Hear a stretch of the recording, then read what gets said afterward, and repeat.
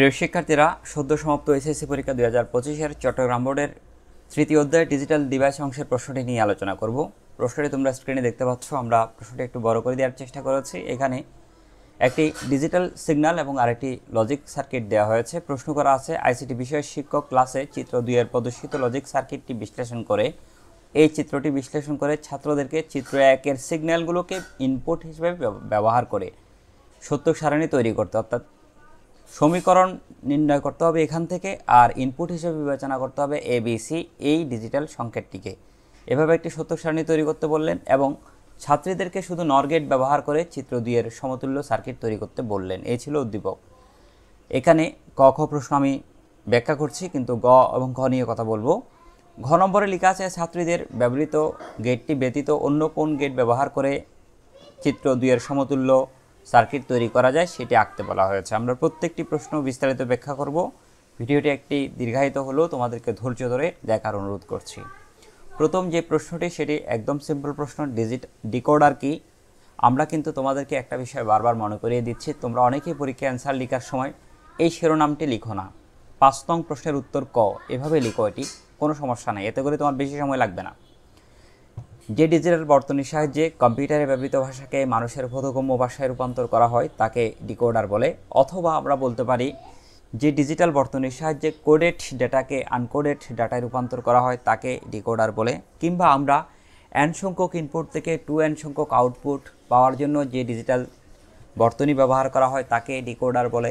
এই কথাটি বললেও কিন্তু সঠিক উত্তর লেখা যায়। খ নম্বর প্রশ্নে দেওয়া আছে, বুলিয়ান চলক এবং তার দ্বৈত পরিপূরক পরস্পর অভিন্ন বুঝিয়ে লিখো। এটি একটি সুন্দর প্রশ্ন। দেখো, বুলিয়ান চলক এবং তার দ্বৈত পরিপূরক। দ্বৈত পরিপূরক মানে হলো দুইবার পরিপূরক করা।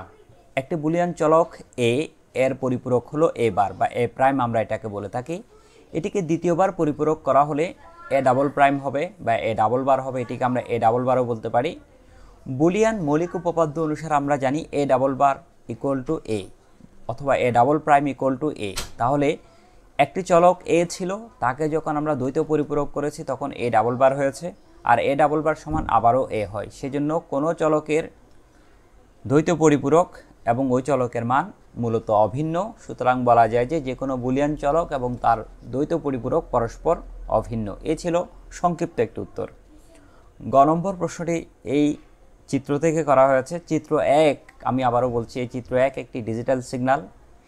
এখানে 3টে সিগন্যাল দেওয়া আছে, এ বি সি 3টে সিগন্যাল দেওয়া আছে, এবং চিত্র 2 হলো একটি লজিক সার্কিট। এখান থেকে প্রশ্ন যদি আমাদেরকে অ্যান্সার করতে হয় তাহলে সবার আগে, যেহেতু আমাদেরকে ছাত্রদেরকে গতে কি বলেছে, গতে বলেছে উদ্দীপক উল্লিখিত ছাত্রদের তৈরিকৃত সত্যক সারণী লিখো।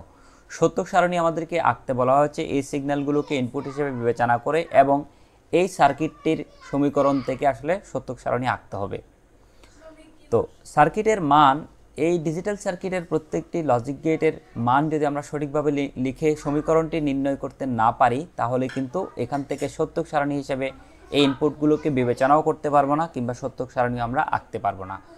তো অ্যান্সারে যাওয়ার পূর্বে আমি তোমাদেরকে একটু বুঝিয়ে বলি। সবার আগে আমাদেরকে এই ডিজিটাল সংকেতের মানটি নির্ণয় করতে হবে।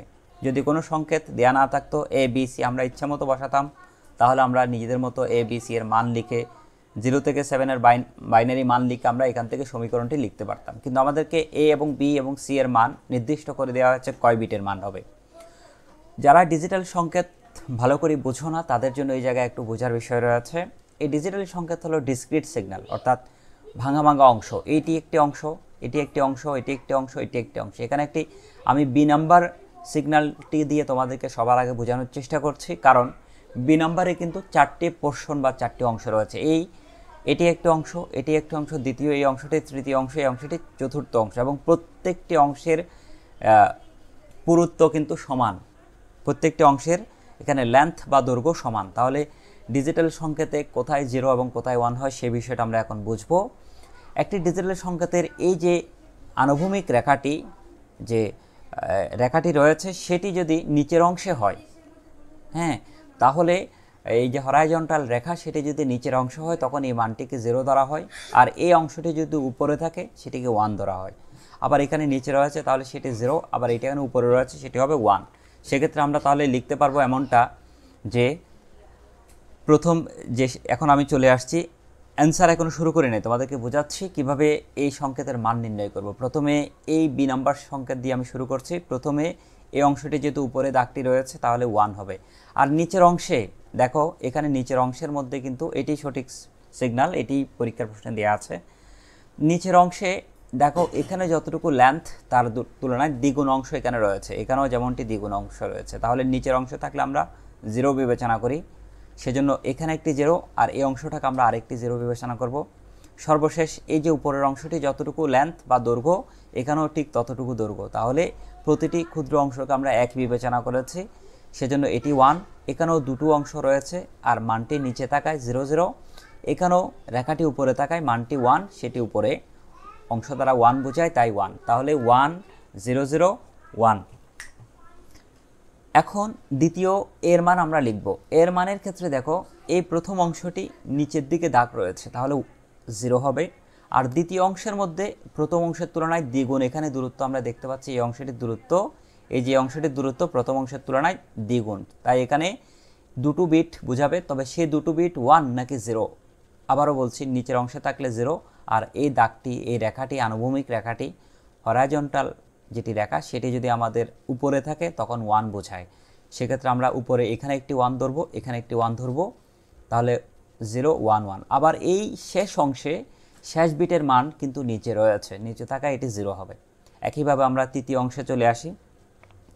তৃতীয় যেখানে সি এর মান সেটি খুবই সহজ, এখানে 4টি অংশ একেবারে স্পষ্ট করে আলাদা করে সমান লেন্থে দেওয়া আছে। তাহলে প্রথম অংশের রেখাটি নিচে রয়েছে 0, দ্বিতীয় অংশের রেখা উপরে 1, তৃতীয় অংশের রেখা আবার নিচে রয়েছে এই রেখাটি আবার 0, চতুর্থ অংশে এই রেখাটি আবার উপরে রয়েছে।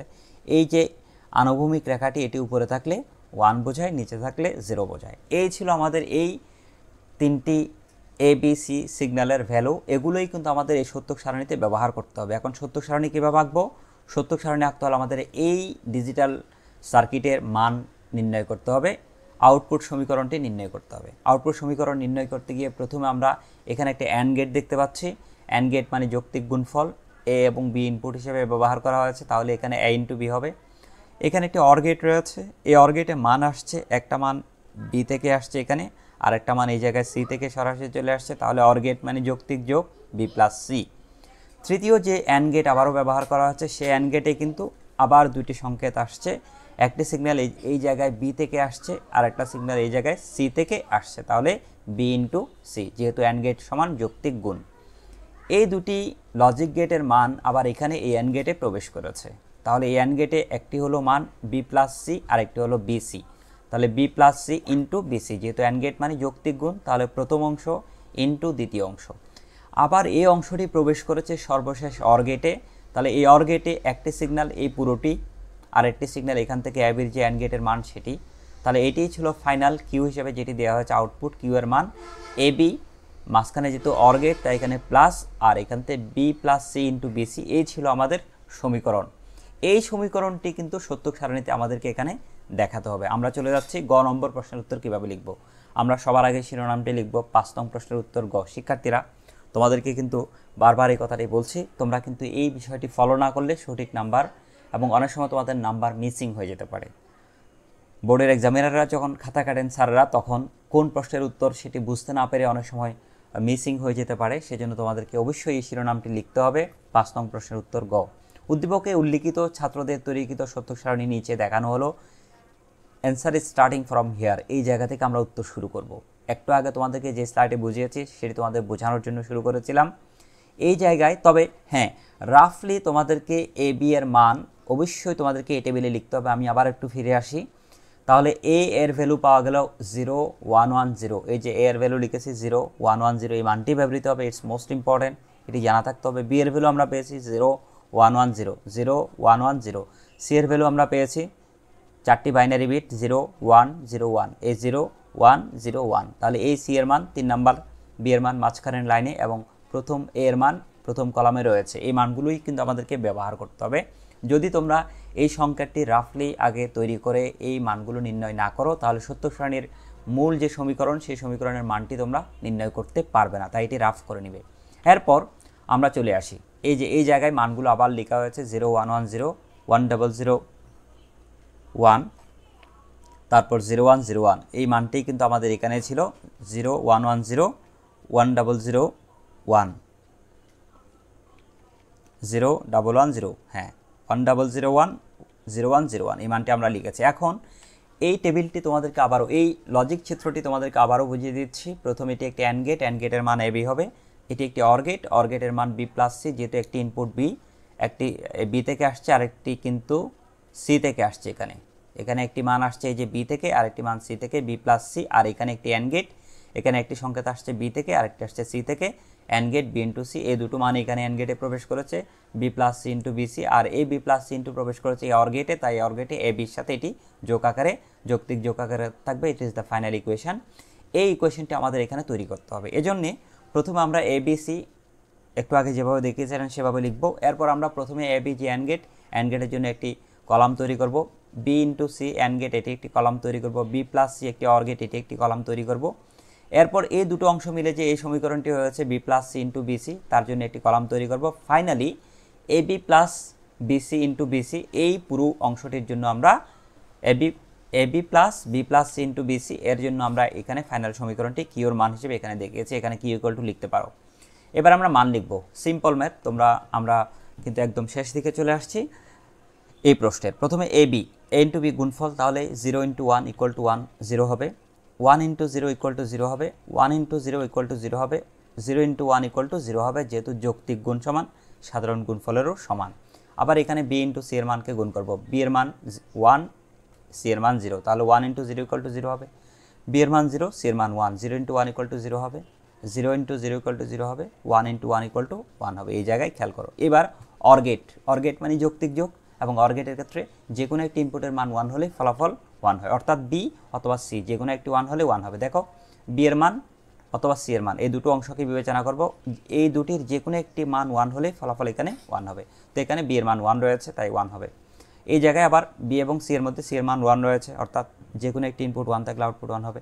এই জায়গায় 3 নম্বর সারিতে থার্ড রোতে দেখা যাচ্ছে যে দুটো ইনপুটই 0, তাহলে ফলাফল 0। ফোর্থ রো, চতুর্থ সারিতে আমরা দেখতে পাচ্ছি দুটি ইনপুটই 1 হবে। আমরা জানি অর গেটে কমপক্ষে একটি ইনপুটের মান 1 হলো 1, সবকটি ইনপুটের মান 1 হলো 1 হয়। এবার আমরা এখানে একটি অ্যান্ড গেটের ফলাফল নির্ণয় করব, বি প্লাস সি যে মানটি আমরা ইমিডিয়েট পেয়েছি তার সাথে বিসি এর আগে যেটি পেয়েছি, এই দুটোকে যৌক্তিক গুণ আকারে এখানে লিখব। 0 into 1 equal to 0, 0 into 1 equal to 0, 0 into 0 equal to 0, 1 into 1 equal to 1। Finally এই সমীকরণটির সাথে এ বি এর মানকে অর গেট আকারে এখানে আমাদেরকে বসাতে হবে। অর্থাৎ এখন বিবেচনা করব এই কলামটি এবং এ বি এই কলামটি। তাহলে প্রথমে এর মান এখানেও 0, এখানেও 0, ফলাফল 0। এখানে এ বির মান 0, বি এই পুরো অংশটির মান 0, তাহলে 0। এই জায়গায় এ বির মান 0, এখানেও 0, তাহলে ফলাফল 0। এই জায়গায় এ বি এর মান 0 হলেও এই অংশে মান 1 রয়েছে, তাহলে যে কোনো একটি 1 থাকলে 1 হয়। এই ছিল আমাদের ফাইনাল একটি সত্যক সারণী। এটি কিন্তু তৈরি করতে বলা হয়েছে। চট্টগ্রাম বোর্ডের অনেক শিক্ষার্থী কিন্তু দেখা গিয়েছে এই অংশটির মান সঠিকভাবে লিখতে হয়তো তোমরা পারোনি। সত্যক সারণীতে কিন্তু এভাবে মানটি দেখাতে হয়। আমরা চলে যাচ্ছি ঘ নম্বর প্রশ্নে। শিক্ষার্থীরা, ঘ নম্বর প্রশ্নে কী বলা হয়েছে? উদ্দীপকে উল্লেখিত ছাত্রীদের ব্যবহৃত গেটটি ব্যতীত অন্য কোন গেট ব্যবহার করে তুমি চিত্র 2 এর সমতুল্য সার্কিট তৈরি করতে পারবে? লজিক চিত্র অঙ্কনপূর্বক মতামত দাও। ছাত্রীদেরকে তিনি বলেছেন এই সার্কিটটি নর গেট ব্যবহার করে তৈরি করতে। তারা করেছে, কিন্তু আমাদেরকে বলা হয়েছে নর গেটের পরিবর্তে অন্য কোন গেট ব্যবহার করে এই সার্কিটটি বা এই লজিক চিত্রটি অঙ্কন করা হবে সেটি আঁকতে। এখন দেখো, যে কোনো সমীকরণ বা যে কোনো লজিক গেটকে তৈরি করা যায় সার্বজনীন গেট, ন্যান্ড গেট এবং নর গেট দ্বারা। যেহেতু ছাত্রীরা নর গেট দিয়ে তৈরি করে ফেলেছে, তাহলে আরেকটি সার্বজনীন গেট ন্যান্ড গেট রয়েছে, তাই এই সমীকরণটিকে বা এই চিত্রটিকে আমাদেরকে ন্যান্ড গেটের মাধ্যমেই তৈরি করতে হবে। অ্যান্সার শুরু করছি আমরা। ছাত্রীরা যেহেতু এটিকে নর গেট দ্বারা তৈরি করেছে, আমাদেরকে বিকল্প আরেকটি যে সার্বজনীন গেট ন্যান্ড রয়েছে সেটি দিয়ে আমরা এই চিত্রটি বাস্তবায়ন করে দেখাবো। এই জন্যে সবার আগে আমরা গ নম্বরে যেমন এই সমীকরণটি নির্ণয় করেছিলাম, final equation Q equal to A B plus C into BC, এই সমীকরণটি আমাদের প্রয়োজন হবে। আমরা উত্তরটি এভাবে লিখব, উদ্দীপকে উল্লেখিত ছাত্রীদের ব্যবহৃত গেটটি ব্যতীত ন্যান্ড গেট ব্যবহার করে চিত্র 2 এর সমতুল্য সার্কিটটি তৈরি করা যাবে, নিচে তা দেখানো হলো। আমরা সবার আগে শিরোনামটি, বাচ্চারা এটা কিন্তু তোমরা লিখবা। 5 নং প্রশ্নের উত্তর ঘ। এখন সবার আগে আমরা সমীকরণটি আবার লিখে ফেললাম। A B plus BC B plus C into BC, এটি আমাদের মূল সমীকরণ। এই সমীকরণ সরলীকরণ করতে গিয়ে আমরা কি জানি, এখানে কমন নেওয়া যায় কিনা সেটি দেখব। এখানে কোনো কমন যায় না, তাহলে এখানে গুণ করতে হবে। গুণ করার জন্য আমরা চলে যাচ্ছি, প্রথমে এ বি ঠিক রেখে দেব, এরপর বিসি দিয়ে এই বি প্লাস সিকে গুণ করব। বিসি দিয়েও বিকে গুণ করলে প্রথমে হবে বিসি ইন্টু বি, এই বিসি ইন্টু বি এই অংশে প্লাস এই প্লাস চিহ্নটি রয়েছে, এরপর বিসি দিয়ে যখন সিকে গুণ করা হবে বিসি ইন্টু সি হবে। এখন আমরা এই সমীকরণে একটু সিম্পলিফাই করব, সেটি হচ্ছে এ into A equal to A হয়, এটি বুলিয়ানের মৌলিক স্বীকার্য। সেই বিবেচনায় এখানে বি ইন্টু বি রয়েছে, দুটো বি রয়েছে, সেখান থেকে একটি বি হবে। এখানেও সি ইন্টু সি রয়েছে, সেখান থেকে একটি সি থাকবে। তাহলে এ বি প্লাস এখান থেকে বিসি থেকে যাবে, এখান থেকেও বিসি থেকে যাবে। তাহলে বি ইন্টু বি সমান বি হলো ইন্টু সি, আবার সি ইন্টু সি সমান সি হলো ইন্টু বি। আমরা আরেকটি মৌলিক স্বীকার্য জানি, সেটা হলো A plus A equal to A হয়। সেই বিবেচনায় অর্থাৎ A plus A equal to A. এখন দেখো এখানেও মিল রয়েছে, বিসি প্লাস বিসি, দুটো বিসি রয়েছে, সেখান থেকে একটি বি ইন্টু সি থাকবে। A B plus B into C লিখে ফেললাম। এখন আমরা এটিকে ন্যান্ড গেট দ্বারা বাস্তবায়ন করব। ন্যান্ড গেট দ্বারা অথবা নর গেট দ্বারা বাস্তবায়ন করতে হলে আমরা জানি যে সমীকরণটির সাইন পরিবর্তন করতে হয়। ন্যান্ড গেট করতে হলে অর গেট এখান থেকে উঠে যাবে, অথবা নর গেট করতে হলে এন গেট থাকলে সেটি উঠে যেত। এখন আমাদের এখানে অর গেট রয়েছে, এই অর গেটটি উঠিয়ে দিতে হবে, এবং অর গেটের উপর বার দিলে নর গেট, অর গেটটি উঠিয়ে দিলে এন গেট হয়ে যাবে, এন গেটের উপর বার দিলে ন্যান্ড গেট হবে। এই কাজটি করতে গিয়ে আমাদের ডিমর্গানের নীতি প্রয়োগ করতে হবে। আমরা বুলিয়ানের একটি মৌলিক স্বীকার্য জানি, A double bar equal to A, যেটি আমাদের আজকের খ নং প্রশ্নে দেওয়া হয়েছে, যে কোনো চলকের দ্বৈত পরিপূরক এবং ওই চলকের মান অভিন্ন। যেমন A double bar equal to A মানে হলো এর দ্বৈত পরিপূরক এ ডাবল বার, তাহলে এ ডাবল বার থেকে এ আসছে, এটি আমাদেরকে দেওয়া হয়েছিল। তাহলে এই সমীকরণটি, আমরা এই সমীকরণটির উপর এটি যদি আমরা পুরোটিকে একটা চলক মনে করি, তার উপর ডাবল বার দিলেও মান কোনো পরিবর্তন হবে না। এরপর আমরা ডিমর্গানের নীতি প্রয়োগ করব। ডিমর্গান নীতি হলো A plus B whole bar equal to A bar into B bar. এই সমীকরণটি আমরা জানি আগে থেকে, ডিমর্গানের নীতি, যে কোনো দুই বা ততোধিক চলকের যৌক্তিক যোগের পূরক হলো ওই চলকগুলোর পূরকের যৌক্তিক গুণ, সেখান থেকে এটি আসছে। এখন আমরা এখানে দুটো রেখা রয়েছে, একটি রেখাকে যদি আমরা ভেঙে দিই তখন কি হবে, এ বি হোল বার হয়ে যাবে, এই অর গেটটি এন গেট হয়ে যাবে। যখনই রেখা ভাঙা হয় দেখো অর গেট থাকলে সেটি এন গেট হয়ে যায়, তাই আমরা এখানে এন গেট দিয়ে ফেললাম। এরপর বিসির উপর একটি বার চলে আসবে, আর আরেকটি বার যেটি রয়েছে সেটি আমরা উপরে রেখে দিব। এই ছিল পুরো অংশটি এখন ন্যান্ড গেট। এ ইন্টু বি এন গেট আকারে রয়েছে, উপরে বার থাকলে ন্যান্ড গেট। এ ইন্টু বি এন গেট আকারে রয়েছে, উপরে বার থাকলে ন্যান্ড গেট। এই অংশ এবং এই অংশ এন গেট আকারে রয়েছে, পুরোটির পর বার দিয়ে আবার ন্যান্ড গেট করা হয়েছে। শিক্ষার্থীরা, এই ন্যান্ড গেট দিয়ে বাস্তবায়ন এ নিয়ে আমাদের অনেক ভিডিও আমাদের চ্যানেলে রয়েছে, সেগুলো তোমরা দেখতে পারো। আমরা পর্যায়ক্রমে প্রত্যেকটি বোর্ডের প্রশ্নগুলো সমাধান করব, সেগুলো তোমরা দেখবে। এখন আমরা এবিসি ইনপুট ব্যবহার করে যে এই সমীকরণটি আঁকতে হবে, সমীকরণটি সমতুল্য ন্যান্ড গেট দ্বারা সার্কিট আঁকতে হবে, সেটি আঁকবো। আমরা প্রথমে এ বি এবং সি এর জন্য তিনটি মান নিয়ে ফেললাম, এই তিনটি ইনপুট রেখা। এরপর আমরা প্রথমে দেখতে পাচ্ছি এ ইন্টু বি একটি এন গেট রয়েছে, প্রথমে একটা এন গেট তৈরি করবো, এ ইন্টু বি। তাহলে এ ইন্টু বি, একটি ইনপুট যাবে এ থেকে, আরেকটি হচ্ছে বি থেকে। এই এ থেকে একটি মান গেল, আরেকটি বি থেকে যাবে, এ ইন্টু বি পেলাম, এবং এই অ্যান্ড গেট তৈরি হলো। এই অ্যান্ড গেটের উপর কী রয়েছে, নট রয়েছে, রেখা রয়েছে। রেখা মানে বার, বার মানে নট গেট, নট গেট মানে হলো এই উপরে বার দেয়া, তখনই এটি ন্যান্ড গেট হয়ে যাবে। একটু আগে এটি অ্যান্ড গেট ছিল, এখন অ্যান্ড গেট। এই বারটি দিলাম, বারটি দ্বারা নট গেট বোঝায়, তাহলে এটি একটি ন্যান্ড গেট হয়ে গেল। আর সমীকরণ যখন ন্যান্ড গেট হবে, চিত্রের মধ্যে আমরা একটা নটের প্রতীক দিয়ে দিব। এই যে ত্রিভুজ, এই যে বৃত্তটি, সেটি নট গেট নির্দেশ করে, তাহলে হয়ে গেল এ বি হোল বার। আবার এই অংশের মধ্যে কী রয়েছে, বি ইন্টু সি রয়েছে, এটি একটি and gate. B into C, এই যে বি ইন্টু সি, এটি একটি অ্যান্ড গেট। অ্যান্ড গেটের চিত্র আঁকলাম ডি এর মতো, একটি ইনপুট যাবে বি থেকে, আরেকটি ইনপুট যাবে সি থেকে। এই বি থেকে একটা ইনপুট নিয়ে নিলাম, সি থেকে একটা ইনপুট নিয়ে নিলাম, তাহলে B into C and gate তৈরি হয়ে গেল। আবার এই বি ইন্টু সি এর উপর বার দিয়ে সেটিকে ন্যান্ড গেটে রূপান্তর করতে হবে। আমরা বার দিলাম, এটি কিন্তু অ্যাকুরেট একটি ন্যান্ড গেট হয়ে গেল। এই অ্যান্ড গেটকে যখন ন্যান্ড গেট করা হবে, সমীকরণে যেমন বার দেওয়া হয়, চিত্রের মধ্যেও কি দিতে হয়, নটের প্রতীকটি দিয়ে দিতে হবে। এ হলো ন্যান্ড গেট। প্রথম অংশ এবং দ্বিতীয় অংশ মিলে আবার গুণ রয়েছে এখানে, আবার একটি অ্যান্ড গেট, তাহলে আবার একটি অ্যান্ড গেট তৈরি করলাম। সেই অ্যান্ড গেটের প্রথম অংশের মান এ বি হোল বার, দ্বিতীয় অংশের মান বি সি হোল বার, এই দুটোই যাবে।